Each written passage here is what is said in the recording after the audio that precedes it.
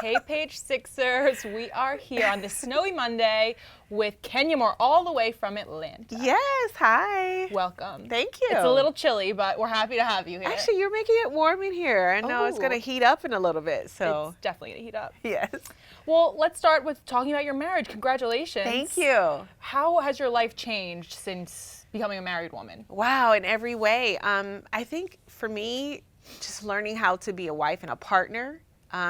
You can have a boyfriend, but it's not the same. I've never lived with anyone before. I know it's like kind of crazy, but I've never lived with anyone. I've never had to ask, oh, what health insurance are we going to get together? Right. Or what do you want for dinner tonight? Like it's a complete change for me because I was so independent, and now all of my decisions and my movements have to include my husband and my family. So Right. it's different.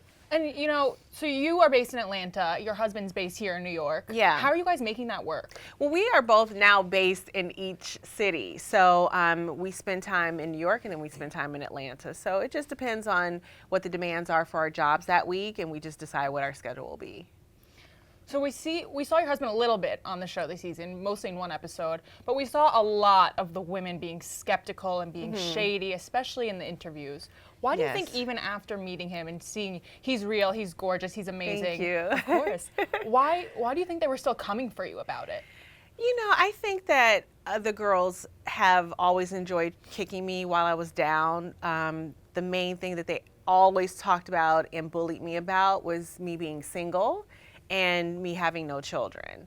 So now that obviously my life has turned around and I'm getting everything that I want and have ever dreamed of, I just think that they're still stuck and they really just don't want to be happy for me. Now, I'm not speaking for all of them, just most of them pretty much. But it's disheartening because I think that you should always believe in love and want people to be happy. I mean, I think that's what makes you a good person and makes it possible for you to be happy. Yeah, I think a lot of their comments, especially the girls that you're close with, were in good fun, but some of them were pushing it. I'm sure you feel the same. I think the only one that kind of crossed the line was Sheree. I thought it was really hypocritical of her because I've always supported her the entire season, even with her man being in prison. And I just thought, wow, I've been so nice to you and I've been so supportive about your relationship, and for you to say something about my husband, I just thought it was in very poor taste, and it just shows you who really is happy for you and who's not. What comment in particular? Well, she said something about she made fun of his nose piercing, and then she said something online which really shocked me because the nose piercing really wasn't that big of a deal to me. But online she wrote on Twitter, check the body language, zoom in, he's just not that into you. And I thought, really? Because I have a ring and my husband is actually sitting right next to me and he loves me, So for her to say that and, dating a man in prison, it's just the lunacy of what I deal with on this show. Totally. So you mentioned, that you have a family now. Yes. We've seen reports you're trying to start a family. Maybe you've been going through IVF. How's that going for you? Do you have any updates? I have updates, but I'll keep them, under my hat for now. But I have been very vocal about wanting a family, and my husband wants to have children with me. And I have to say, just fingers crossed, and have to wait and see. Well, we're very happy for you, and we wish you the best. Thank you. Of course. I actually have one more question about your husband. Yes. What's your favorite thing to do together? And be honest. Honestly, watching movies together. He loves movies, and on like a rainy day, and he loves popcorn. We will make like a giant, it seems like a bucket of popcorn. That's so fun. And we just lay in the bed and it's just the most peaceful thing, and watch a great movie and talk and laugh and discuss it. So we're really into Escobar right now, the series. Oh, yes. Pablo Escobar. So that's been really fun. Oh, amazing. I love to do that too. Yeah. It's so relaxing. Yeah, it is very relaxing. You just don't think about anything else. Totally. Okay, let's change the subject a little bit to something more serious. Okay. We saw you this whole season making your domestic violence PSA. Yes. How do you think now, especially in the era of Me Too? Yes. Do you think that it even resonates more now? Oh, I think absolutely. I think one of the things that plagues people that are victims of domestic violence is that they were shamed of it happening to them, and they were not confident to speak up, and they kept it to themselves. So that's why a lot of people ended up dying from this, because they never sought help and they never told anyone. And I think that it's a great opportunity now for this PSA to reach a real worldwide level of awareness, because the climate is just demanding that. Right. Well, I mean, it was an incredible thing for you to do, and again, Thank to you. raise more awareness and use your platform is. I have never been more proud of anything in my life. Honestly, I think it's fun being on TV. There's some good in it, there's some bad in it, obviously, but I think for us to have this platform, it's not enough just to talk about it. And I felt like I had to do something about it. And that's why I wanted to create a PSA, so that people can actually get help from it, and they actually see what it looks like, what it feels like. If it doesn't feel good to you, then that means trouble, and you need to talk to someone. Here's how to get help. And that domestic violence doesn't have a specific face anymore. It's not a man hitting a woman. It's not only in the family. It extends to teenagers. It extends to gay, lesbian couples. It extends to everyone. No one is exempt. And I think that it's important that people recognize that, and that they stay educated and understand that they do have options. Absolutely. Okay, let's change the subject a little bit and get into the nitty-gritty of the season. Okay. And there everyone's relationship stands and all the big things that happen. Okay. So we had Cynthia come in a few weeks ago, and we asked her for her take on the whole Roachgate situation.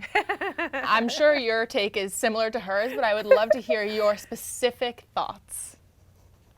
Well, my thought is that you have to be a pretty disgusting, pathetic person to go into someone's home that you weren't really invited into to begin with, and film something that is embarrassing and humiliating to them. Right. And then release it to the world. First of all, why even film it? Second of all, why release it? I just think it speaks to someone's character or lack thereof. And no one deserves that. NeNe worked really hard for her home. And listen, I've had bugs in my home. I mean, I don't think anyone in the world has had a bug in their home, whether it's a spider or a roach or whatever. We've seen a bug in our home. Of course. Or worse. Okay. So for her to, for Brielle, Kim's daughter, to expose that, I just think that they're really terrible people. Honestly, that's just the short of it. They will do anything for fame. So with that all said, do you think that there's any hope for Kim and NeNe's relationship to ever be repaired after that? No, I don't. I know NeNe. She can forgive. She is a forgiving person. It takes time, but she does forgive. I think with Kim, it's just been too much, too often, over a long period of time. And I think that NeNe is at a place where she is evolving as a person, and I just think they had it set out for her the moment they walked in the door, and I just think it's unfair, and I don't think that NeNe will forgive her for that. I just don't. And what about you and Kim? Same thing? Well, the thing is, I've never been friends with Kim. I was friendly with her, but we don't have a history. No. So for me, I see you. I know who you are. I'm not interested. Thank you. Bye-bye. Yeah. Yeah. Okay, well, that's fair. Oh, we have a question from the audience. Leo asks, what's the cattiest fight you've witnessed? Cattiest? I mean, come on, it's Real Housewives of Atlanta. There's one every week, right? It's one every week. I don't know. There were some strange things at the reunion that we didn't see. Kim and Portia were arguing about Portia getting a wig colorist from Kim and not asking her. Like, it was just the silliest, pettiest thing I've ever seen in my life. You went and you called my wig colorist. Well, I don't know why that's a problem. Like, it was just a lot of back and forth about a wig and coloring. Like, it was ridiculous. That's crazy. Yes. Well, speaking of Portia, what's going on with Portia? Do you think that she's grown at all this season? We kind of saw towards the end with Nene warming up to her. Maybe she was going to take some responsibility. But last night we didn't necessarily see that happen. Yeah. So what do you think? Where do you think that stands? Well, I think Portia, she's 36 now, or 37, and I really hope that she is growing. I see her trying to. I just think she needs certain tools to be able to understand how do you go about showing someone that you're sincere and that you really are taking some type of accountability for your actions, that you actually show contrition for the things that you've done, and that you're sorry. And I think that that's the next step that she might not get so far, but I think that she'll get there. How do you think her and Candy's relationship will move forward from this point?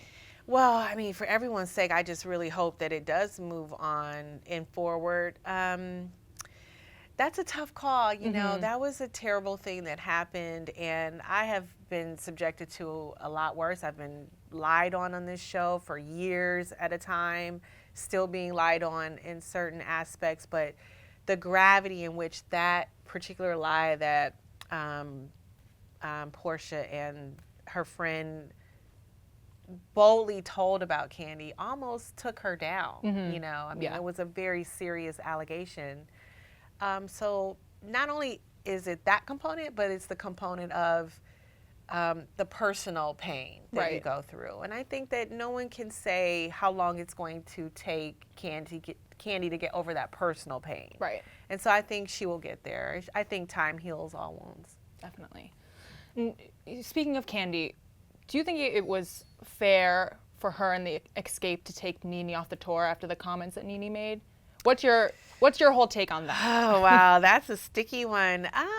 You know, Nene is a comedian. I've heard a lot worse, and they made a personal decision. I can't speak for them. I probably would have let some time go by so that it would die down and let her make her apology and let her really show that she's sorry for it, and then we can all move on. I would have personally probably taken a little bit more time to make the decision. Okay, well, let's switch gears a little bit more and talk about your girl, Cynthia. Yes. So she kind of went through some of the same stuff that you've been going through with people questioning her relationship this season with Will. Do you think that it was fair for everyone to kind of be cautious about him and warn her about him? What's your thoughts on that? Well, you know, it's a sisterhood, and we're on this show together, and everyone loves Cynthia. And we just want her to be happy. And I think it's what any big sister would do. Who is this guy? Where is he coming from? What's his background? What's his social security number? Let me run a check on him. You know, I just think that that's what girlfriends do. So you can't really, I don't blame anyone for trying to protect her. But at the same time, she is a grown woman, and she's very intelligent. But sometimes ladies don't lead with their head, they lead with their heart. And I think that as a friend, we were just trying to protect her. And so what do you think about Eva? Do you think maybe she'll get a peach next season? Did she fit in well with the group? You know, I can't say whether she fits in well or not. I mean, she definitely has her own energy. It seems as though, you know, it's mixed feelings, but, you know, we'll see next year. We'll see. We have another question. Karen asks, will you and Michael Rappaport ever be friends? This was my next question. Did you guys squash the beef last night after the show? You need to tell us everything. We need every detail. Well, you know, this whole thing started because Michael is very vocal, and he's a lot obnoxious. a little, I can't even say a little. He's very obnoxious, and he just goes in. And so years ago, he's always been on my case about different things that have happened on the show, to the point to where he also called me ugly.